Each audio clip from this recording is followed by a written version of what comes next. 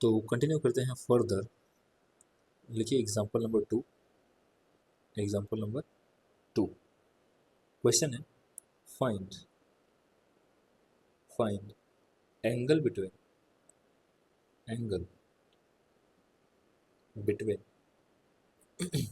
Vector A and vector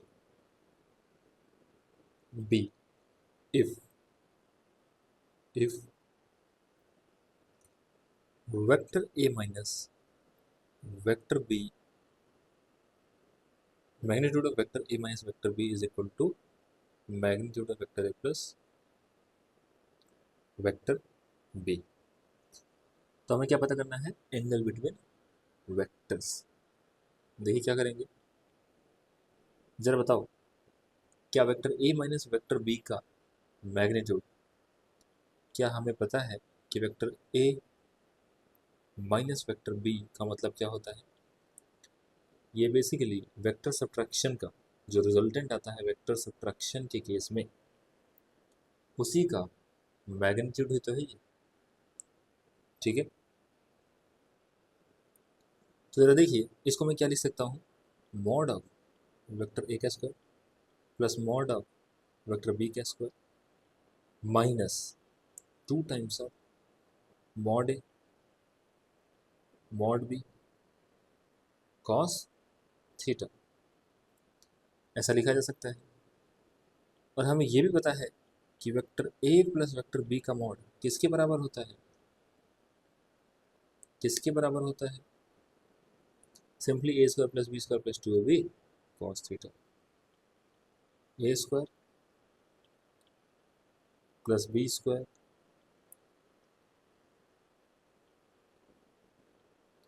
plus 2ab cos of theta.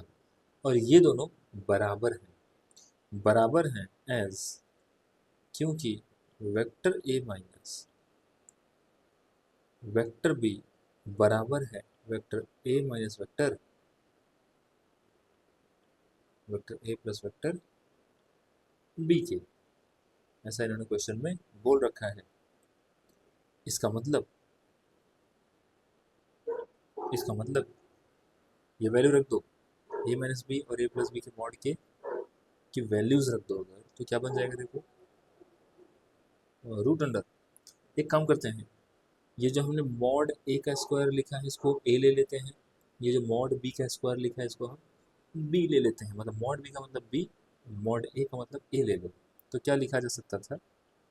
A square plus B square plus 2ab cos theta. Sorry, right side क्या बनेगा?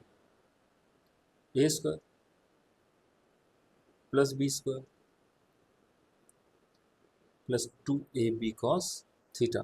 दोनों तरफ square कर दो, दोनों तरफ स्क्वायर कर दो तो रूट हट जाएगा। A square plus B square minus 2ab cos theta बराबर बनेगा A square plus B square plus 2ab cos of theta. ज़रा देखो, राइट साइड से ए स्क्वायर लेफ्ट साइड से कट गया, ऐसे ही बी स्क्वायर कट गया, तो ले देखिए बचा क्या? इस 2ab कॉस थीटा को उस साइड लेकर जाओ तो क्या लिखा जा सकता है? 0 is equal to 4ab cos theta. भाई 4 तो 4 है, ए और बी तो 0 हो नहीं सकते, तो क्या हम कह सकते हैं कि कॉस थीटा को 0 होना पड़ेगा?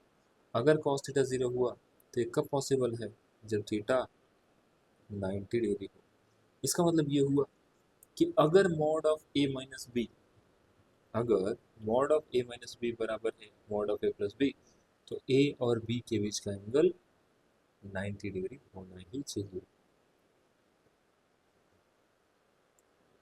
थोड़ा और आगे बढ़ते हैं, एक क्वेश्चन और लिखते हैं। Example number 3, example number 3। इन्होंने बोला है इफ मॉड ऑफ वेक्टर ए बराबर मॉड ऑफ वेक्टर बी बराबर ए प्लस बी का मॉड, यही बराबर है किसी कांस्टेंट ए के। देन क्या बोला है, find mod of vector A minus vector B. हमसे पूछा क्या है, हमसे पूछा है mod of vector A minus B. जरा देखो, क्या हम कह सकते हैं कि जो mod of A minus mod of B बनता है ये किसके बराबर आता है, root under by vector subtraction का रिजल्टेंट कैसे लिखते हैं, रूट अंडर ए का स्क्वायर प्लस बी का square plus 2ab cos theta. तो इसे क्या लिख देंगे, डायरेक्ट लिखता हूँ, आप समझ जाना। मॉड ए का मतलब ए, तो क्या लिखोगे, ए का स्क्वायर प्लस बी का square minus 2ab cos theta, 2ab cos theta.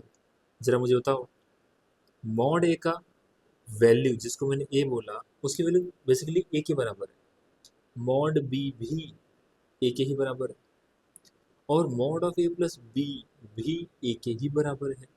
इसका मतलब मैं क्या लिख सकता हूँ, ए बराबर, पूछा क्या था इन्होंने इसमें, mod of A minus B ही पूछ रखा था। एक मिनट, अभी पहले हम ये निकालते कितना आ रहा है, देखो ये आ रहा है root under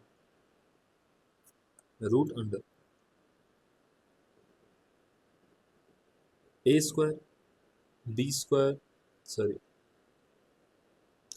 minus 2 into cos theta. तो क्या बना देखो, रूट अंडर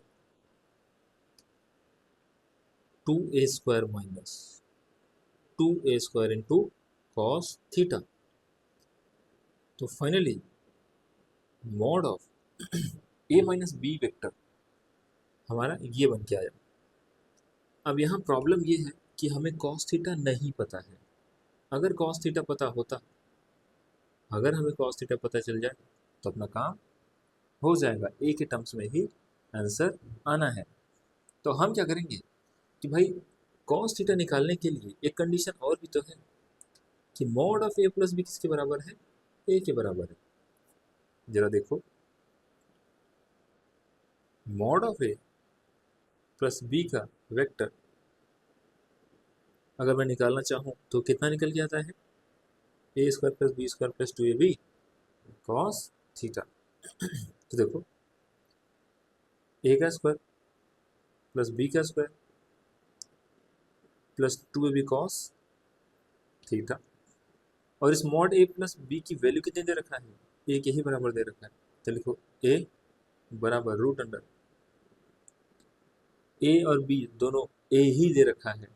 कहाँ से पता चला, देखो ना, ए का मैग्नीट्यूड ए के बराबर, बी का मैग्नीट्यूड भी ए के बराबर, और ए प्लस बी का मैग्नीट्यूड भी ए के बराबर। तो क्या हो जाएगा, A square plus A square plus 2a cos theta. जरा स्क्वायर करते हैं दोनों तरफ, तो क्या बन जाएगा, A square is equal to 2a square plus 2a square cos theta. तो यहाँ से माइनस का ये इस साइड आएगा, तो क्या बन जाएगा देखो, 2a स्क्वायर कॉस थीटा की जो वैल्यू आएगी वो माइनस ए स्क्वायर के बराबर है। ए स्क्वायर कैंसल आउट हो जाएगा, तो कॉस थीटा कितना आया, -1/2।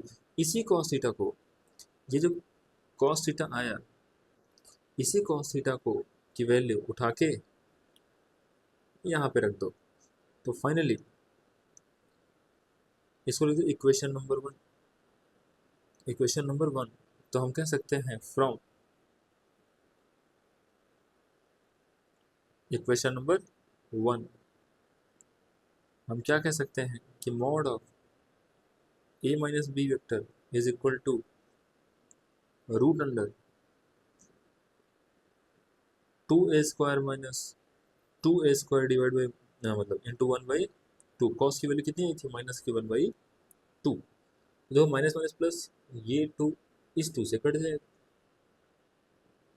तो क्या 2a² प्लस a² बन गया, 2a² प्लस a², तो कितना बन गया 3a²। तो फाइनली जो आंसर आएगा अपना वो a√,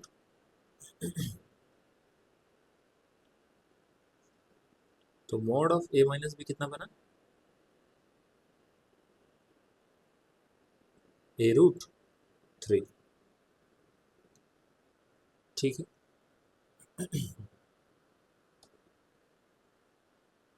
एक और क्वेश्चन करते हैं। ये था क्वेश्चन नंबर 3। एग्जाम्पल नंबर 4 करते हैं। एग्जाम्पल नंबर 4, इन्होंने बोला है if a² minus b² is √2, then find a² plus 2b²। क्या बोला है कि अगर a² माइनस b² का मॉड √2 दे रखा है तो a² प्लस 2b² का मॉड बताना है। अच्छा बताओ, क्या a² का मैग्नीट्यूड हमें पता है? भाई कैप का मतलब यूनिट वेक्टर, और यूनिट वेक्टर का मैग्नीट्यूड कितना होता है 1।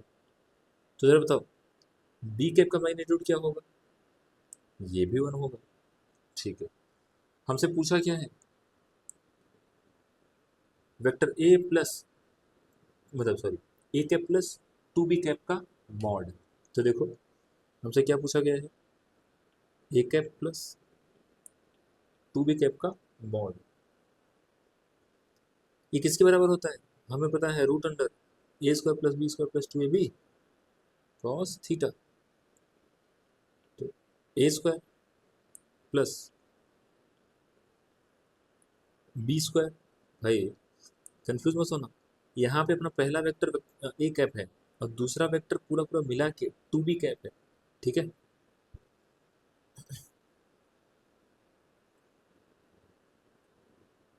प्लस 2ab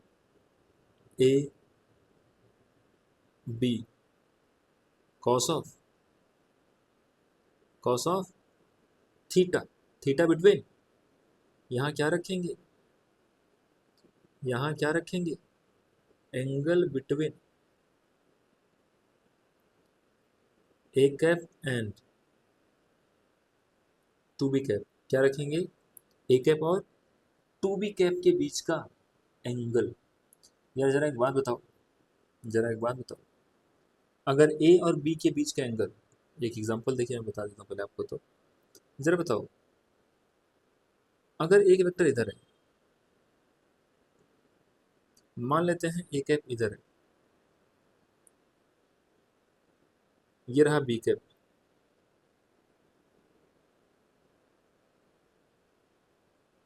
और इनके बीच का एंगल मान लेते हैं थीटा है। मुझे बताओ 2b² कहाँ दिखाएं, 2b² कहाँ बनेगा, क्या 2b² बेसिकली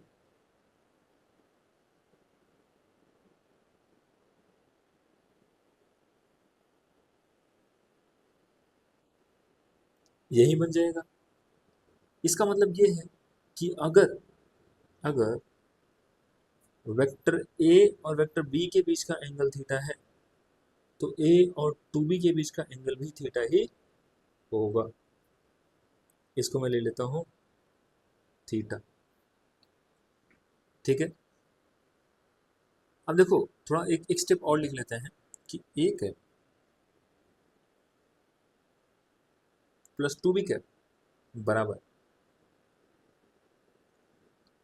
a² का मॉड कितना होता है 1, तो ये बन जाएगा 1² प्लस 4, ये 4 कहाँ से है भाई, 2 का स्क्वायर तो होगा, तो 4 × 1 प्लस 2 × 1 × 2 × कॉस थीटा। तो ले देखिए ये क्या बन गया, ये 4 और एक 5 प्लस 4 कॉस थीटा। जरा देखो, अगर मुझे थीटा मिल जाए, अगर मुझे थीटा मिल जाए, अगर मुझे थीटा मिल जाए, तो क्या mod of A cap plus 2 B cap निकाला जा सकता है? भाई थीटा ही तो अटका रहा है। इसका मतलब ये है, थीटा पता करने के लिए, थीटा पता करने के लिए ये इक्वेशन यूज करेंगे। और हमें पता है कि ए और बी के बीच का एंगल जो होगा वही ए और 2b के बीच का एंगल होगा। तो पहले मैं ए और बी के बीच का एंगल निकाल लेता हूँ, क्योंकि मुझे ये कंडीशन गिवन है। तो जो गिवन कंडीशन है, फ्रॉम गिवन कंडीशन, कंडीशन क्या दिया है कि A cap minus B cap कितना है, √2। Mod of A minus B क्या होता है, सीधे करता हूँ सीधे, A square plus B square minus 2ab cos theta. तो A square plus B square minus 2ab cos theta.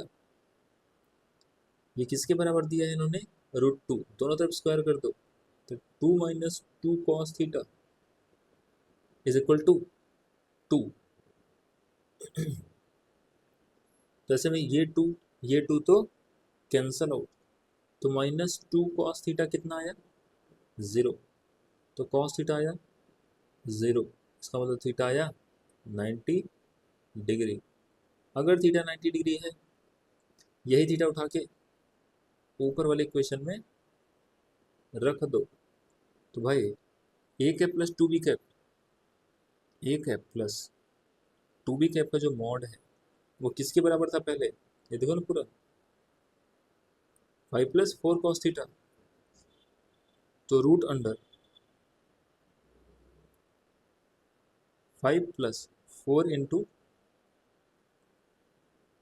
Cos 90। तो कॉस 90 कितना होता है, 0। इसका मतलब अपना आंसर क्या आ गया, सिंपली ए कैप प्लस 2b कैप √5 के बराबर आ गया। अगर आपने नोटिस किया हो, कुल मिला के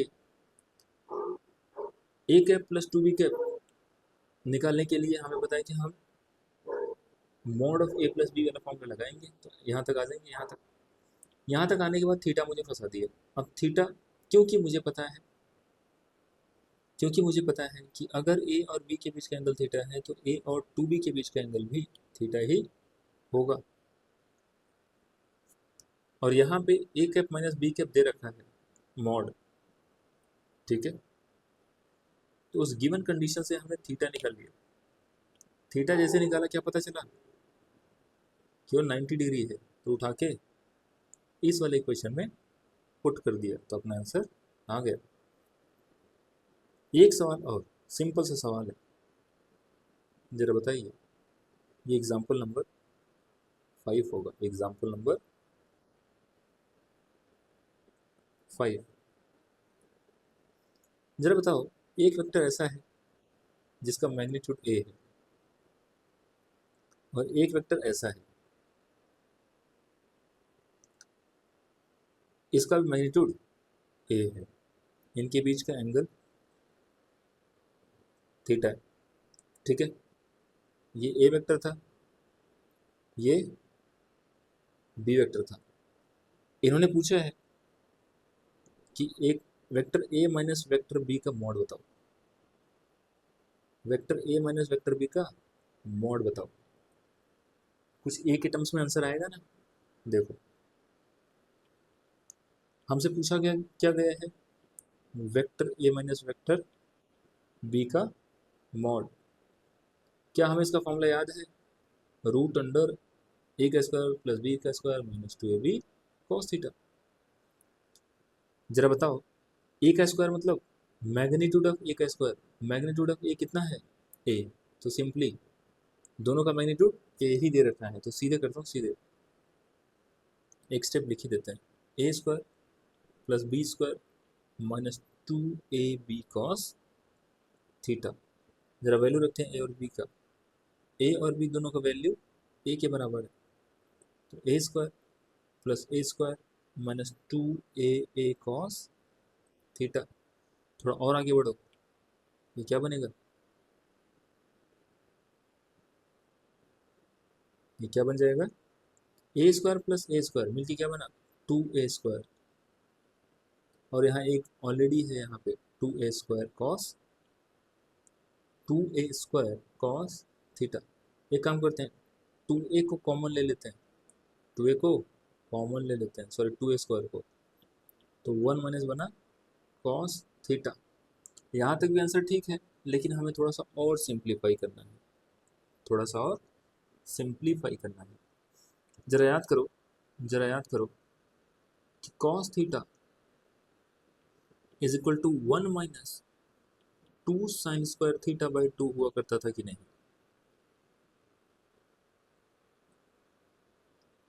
ये हुआ करता था कि नहीं। इसका मतलब 1 माइनस कॉस थीटा किसके बराबर होगा, 1 माइनस कॉस थीटा 2 sin² थीटा/2 के बराबर बनेगा। इसका मतलब क्या हुआ कि 1 माइनस कॉस थीटा की जगह पे 2 sin² थीटा/2 लिखा जा सकता है। इसलिए मैं बोलूंगा mod of vector A minus vector B बराबर root under 2a² into 2 sin² थीटा/2। ठीक है,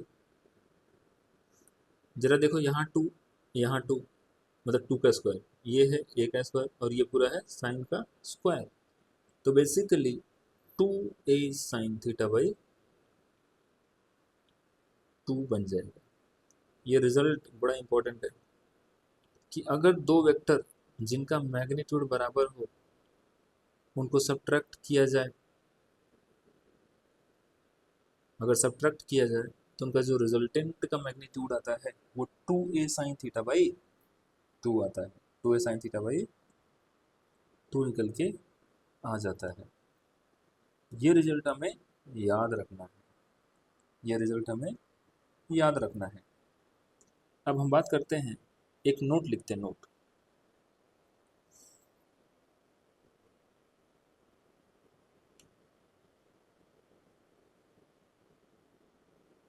वैसे नोट में हम लोग अभी लिखेंगे, लेकिन जो वेक्टर सब्ट्रैक्शन हमने पढ़ा, वेक्टर एडिशन पढ़ा हमने, वेक्टर सब्ट्रैक्शन पढ़ा, वेक्टर सब्ट्रैक्शन का यूज क्या है, तो थोड़ा सा नोट लगा के लिख लो,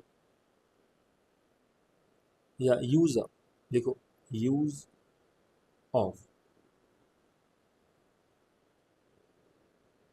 use of vector subtraction. Vector subtraction के यूजेस क्या क्या हैं, जरा सोचो। अगर आपको चेंज इन वेलोसिटी लिखना हो, अगर आपको चेंज इन वेलोसिटी लिखना हो तो आप कहोगे सर ये होता है v final minus v initial, और हमें ये भी पता है कि वेलोसिटी एक वेक्टर क्वांटिटी है। तो ज़रा बताओ, अगर आपको चेंज इन वेलोसिटी पता करना है तो ऐसे लिखोगे कि नहीं, बिल्कुल लिखोगे। तो क्या ये वेक्टर सब्ट्रैक्शन ही है, बिल्कुल है। इसी तरीके से मान लो आपको चेंज इन मोमेंटम लिखना है, चेंज इन मोमेंटम, अगर चेंज इन मोमेंटम लिखना है तो वो होगा p final minus p initial. Again momentum is a vector quantity, फिर से वेक्टर सब्ट्रैक्शन आया। मान लो आपको लिखना है change in position, change in position, position में चेंज कैसे लिखते हैं, r final vector minus r initial. ये r है क्या, r है पोजीशन वेक्टर। ठीक है, एक चीज और थोड़ा नोट लिखते हैं, एक नोट लिखते हैं। जरा मुझे बताओ, अगर मैंने आपको दो वेक्टर दिया होता, अगर मैंने आपको दो वेक्टर दिया होता, ये रहा वेक्टर ए और ये रहा वेक्टर बी, ये है वेक्टर बी और ये है वेक्टर ए। जरा याद करो, जब मैंने आपसे वेक्टर ए प्लस बी पूछा था तो आपने कहा था सर ऐसा एक पैरेललोग्राम बना लेते हैं। ऐसा पैरेललोग्राम बनाने के बाद जो हमारा डायगोनल आएगा, जो हमारा डायगोनल आएगा वही हमारे रिजल्टेंट ए प्लस बी को डिनोट करेगा। तो ये क्या हुआ करता था, क्या यही ए वेक्टर प्लस बी वेक्टर हुआ करता था? बिल्कुल सही बात है। फिर मैंने आपसे सवाल पूछा था कि भाई बताओ, अगर ए माइनस बी पता करना हो तो, अगर ए माइनस बी दिखाना हो तो आपने कहा था सर एक काम करते हैं, बी को उल्टा कर देते हैं। बी को क्या कर देते हैं? उल्टा। बी को उल्टा कर दिया। एक काम करते हैं, थोड़ा सा इसको तरीके से कर लेते हैं वरना गड़बड़ हो जाएगा।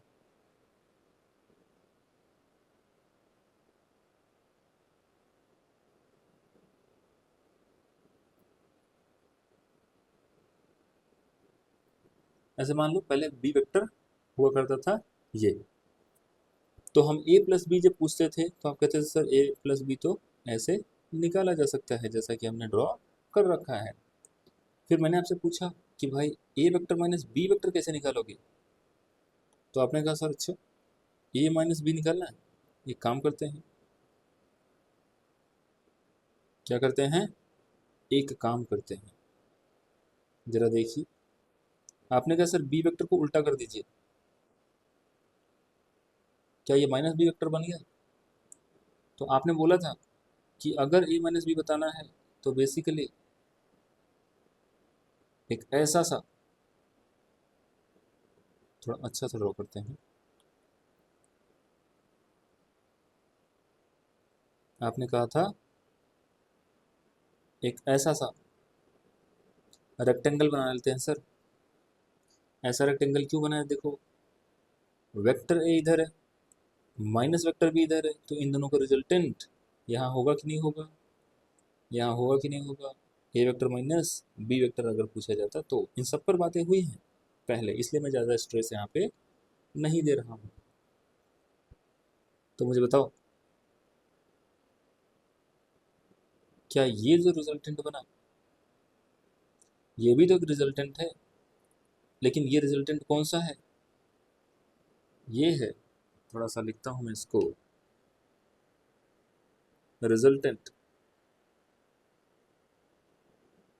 ए वेक्टर माइनस बी वेक्टर। यार मुझे एक बात बताओ, मुझे एक बात बताओ कि अगर मैं चाहूँ, अगर मैं चाहूँ तो ये जो मुझे दो ट्रायंगल दिख रहा है, कहाँ दो ट्रायंगल दिख रहा है सर? एक ऊपर दिख रहा है, एक नीचे दिख रहा है।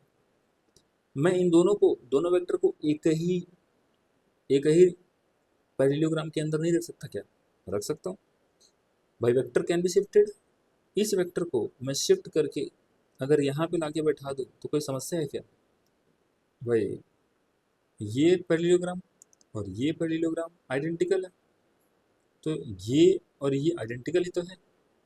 आपको क्या करना है, इस हरी वाली लाइन को यहाँ शिफ्ट कर देना है। क्या करना है? शिफ्ट कर देना है। तो ज़रा देखो, ज़रा शिफ्ट करने की कोशिश करते हैं, ज़रा शिफ्ट करने की कोशिश करते हैं। देखिए शिफ्ट करते हैं। हम्म,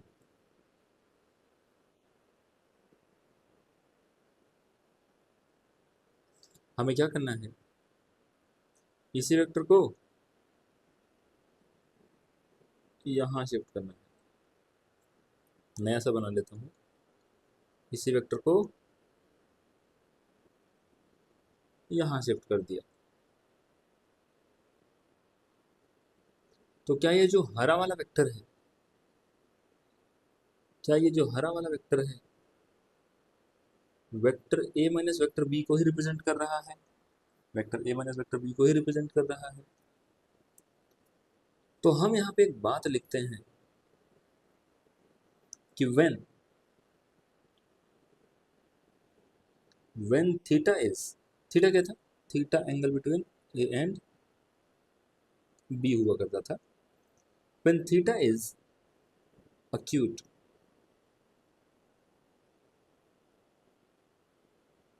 when theta is acute,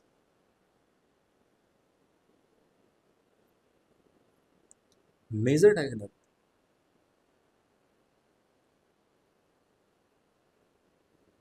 major diagonal will represent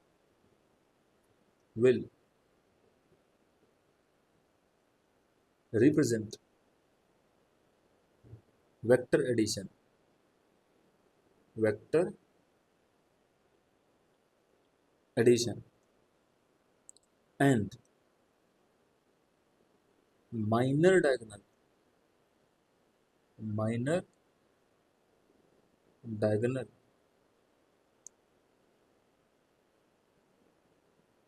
will represent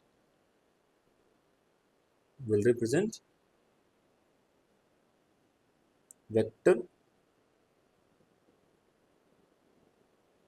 subtraction।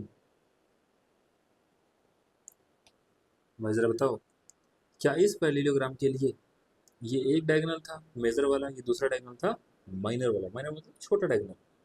तो छोटा डायगोनल सब्ट्रैक्शन को दिखाता है और बड़ा डायगोनल वेक्टर एडिशन को। एक नोट लिखते हैं, एक और नोट लिखते हैं यहीं पे।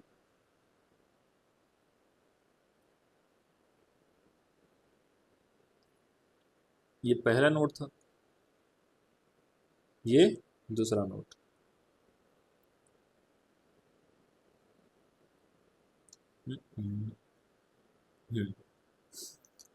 अच्छा जरा बताओ, क्या a प्लस बी वेक्टर बराबर होता है b प्लस ए वेक्टर के? भाई a प्लस बी करूँ या b माइनस, सॉरी देखो, जब दो वेक्टर को जोड़ना था मुझे तो मैंने बोला था a plus B resultant vector के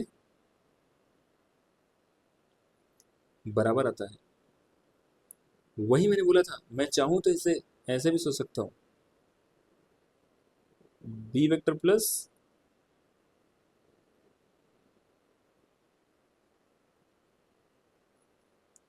ये ए वेक्टर ही तो है, ये बी वेक्टर ही तो है, ये ए वेक्टर ही तो है, और ये बी वेक्टर है, और ये है रिजल्टेंट वेक्टर। तो आपने देखा कि मैं a प्लस बी करूंगा तो भी यही मिलेगा, मैं b प्लस ए करूंगा तो भी यही मिलेगा। इसका मतलब इसको बोलते हैं वेक्टर एडिशन। इसको क्या बोलते हैं? Vector addition is commutative. Vector addition कैसा होता है? कम्यूटेटिव। जरा तीसरा वाला करते हैं, तीसरा नोट लिखते हैं। वेक्टर सब्ट्रैक्शन कैसा है जरा बताओ, क्या vector A minus B vector B बराबर होता है vector B minus vector A के? तो ऐसा होता है? नहीं, ऐसा नहीं होता। यहीं पर देख लो, जब हम vector A minus vector B करते हैं तो वेक्टर तो ऐसे रहता है, वेक्टर बी को उल्टा कर देते हैं, रिजल्टेंट यहाँ करता है। और अगर हमने बी माइनस ए पूछा होता तो बी तो यही रहता, ए को अब उल्टा कर देता तो रिजल्टेंट यहाँ आता। इसका मतलब ए माइनस बी और बी माइनस ए बराबर नहीं होते। तो मेरा कंक्लूजन क्या है? Vector subtraction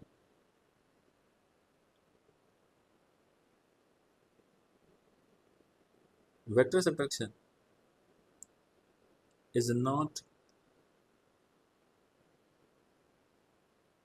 commutative। ठीक है,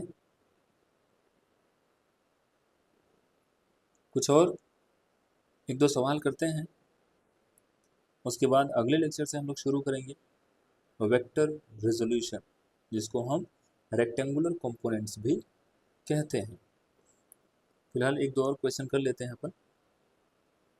इसके पहले कौन सा वाला एग्जाम्पल हुआ था? इसके पहले एग्जाम्पल नंबर 5 हुआ था। जरा एग्जाम्पल नंबर 6 करते हैं। Example number 6।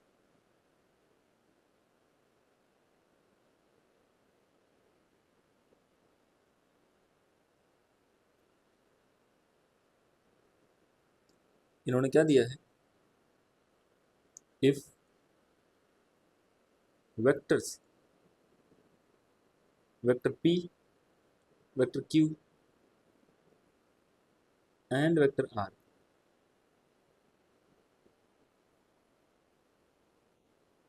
have magnitude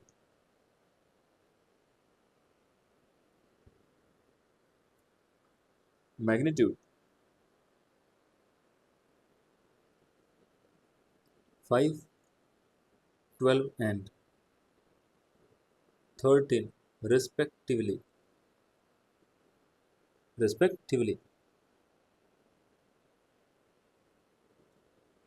and vector p plus vector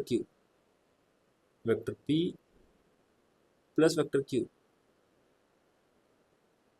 बराबर वेक्टर r के, ऐसा दे रखा है।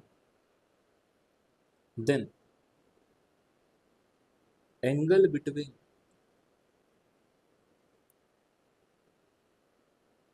Vector p and vector r पूछा गया है आपसे। जरा देखो, जरा सा भी लोग ट्राई करें खुद से।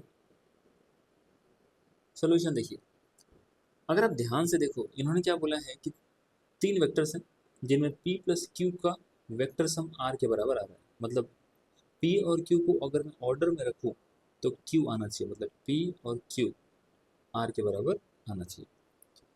इन्होंने बोला है कि p 5 है और ये 12 है और ये 13 है। ये जो सेट दिख रहा है 5, 12, 13, क्या ये पाइथागोरस थ्योरम से देखो तो 5 का स्क्वायर प्लस 12 का स्क्वायर क्या 13 का स्क्वायर बनता है? बिल्कुल सही बात है। इसका मतलब इन तीनों से एक ऐसा ट्रायंगल बनेगा जो कि राइट एंगल ट्रायंगल होने वाला है। हमें पता है कि vector p plus vector q को जब जोड़ूंगा तो वेक्टर कौन सा वेक्टर बनेगा? वेक्टर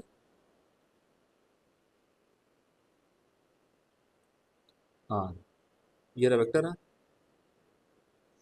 ये रहा वेक्टर p, ये रहा vector q। P Q R की लंबाई कितनी कितनी है? 5, 12 और 13। इन्होंने किसके किसके बीच का एंगल पूछा है? इन्होंने बोला है angle between P and R. P कहाँ है? ये रहा। आर कहाँ है? ये रहा। एंगल मुझसे यही वाला पूछा जा रहा है।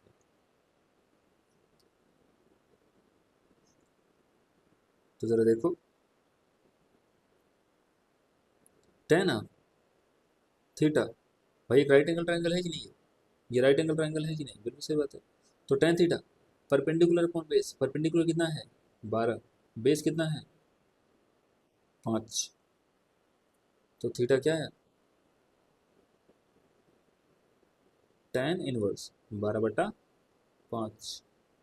आपने देखा एक लाइन में आंसर आ गया, एक लाइन में आंसर आ गया। ऐसा क्यों हुआ?